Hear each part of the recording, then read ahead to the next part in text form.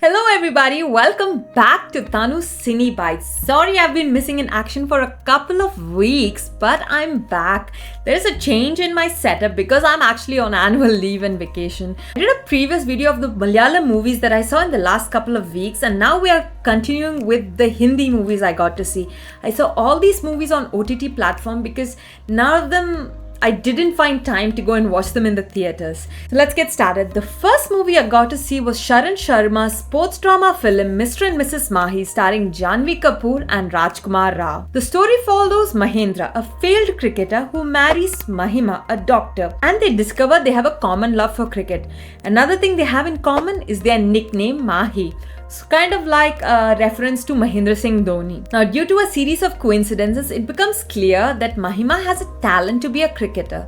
And the story follows her journey with the support of her husband as her coach on how they make both their dreams come true. The story is light-hearted and very straightforward with good performances by Rajkumar Rao and Kumud Mishra.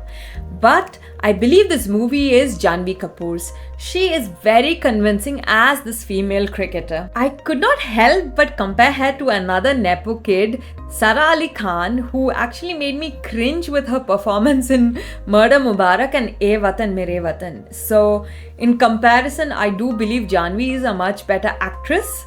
And I really enjoyed her performance in this movie. The music and the background score didn't stand out too much for me, but again, like I said, it's a very light-hearted, relaxing movie. And if that's what you're looking for, you can check this movie out on Netflix. So the second movie I got to watch was another Rajkumar Rao movie called Srikanth. It is a biographical film based on a visually impaired industrialist, Srikanth Bola, and it documents his journey from his birth in a poor village to his struggles being the first visually impaired science student and then finally obtaining his degree in the MIT. And then he comes back to India to start his own company and provide job for the other visually impaired people in the nation. Now, the real life Srikanth Bola is nothing short of impressive. But as a movie, this Tushar Hirandi film required far more impressive screenplay and music. I wish this movie showed me more about his struggles in his childhood, how he coped up with his day-to-day tasks because he's visually impaired, and what are the character flaws he developed because of this upbringing. But the movie just focuses mainly on Srikanth and does barely any justice to the supporting cast. For example, his teacher Devika, played by Jyotika, or his business partner Ravi, played by Sharad Kelkar, or his girlfriend, I forgot her name.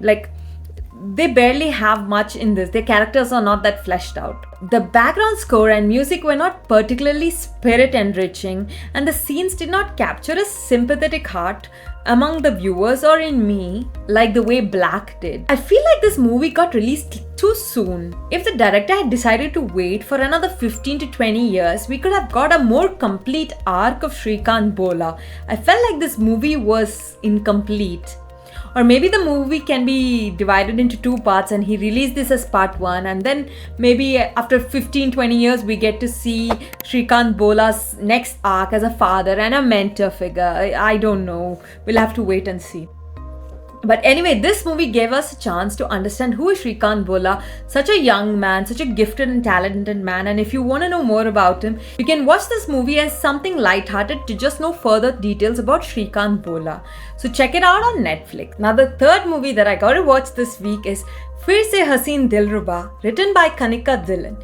This movie is actually a sequel to the Netflix original Haseen Dilruba, which was actually one of the most watched Hindi films on Netflix for the year 2021. So, if you want to watch this movie, go ahead and check out the prequel to get the full context. The movie starts few months after the first movie ended, and it shows Taapsee Pannu and Vikrant Masai who are trying to make it on their way to a paradise, away from the police chase and their messy past. But new obstacles are on their way, starting with a revengeful relative, new love interest because clearly these two are such good-looking people, and old constables popping up. Will they or won't they make it? How will their favorite author Dinesh Pandit help them this time? Now, as a story and screenplay, this movie is not as thrilling as the previous one, and the murder mystery was not that convincing either. Taapsee and Vikrant's character have not been further developed in this movie, so I felt there was a lack of chemistry. And I think Sunny Kaushal has a long way to go in the performance of an obsessive lover. I mean, you constantly think about Shah Rukh and Kiran. So no, Sunny Kaushal has a long way to go. I felt like this movie ending was rushed and there was a lot of plot points that didn't make sense or wasn't convincing enough. So I'm sure this movie won't be as well received as the first one. So guys, those are the 3 movies I got to watch in the past few weeks. I already did a video for the Malayalam movies that I saw in the past few weeks. Go ahead and check them out. And I also saw 3 movies, English movies in the theatre, which was A Quiet Place Day 1, Inside Out 2, I think it's the best English movie I saw this year. And the third one was Wolverine, Deadpool and Wolverine. If you want me to do a review on these 3 English movies, let me know in the comments below. Until next time, take care. Ciao ciao.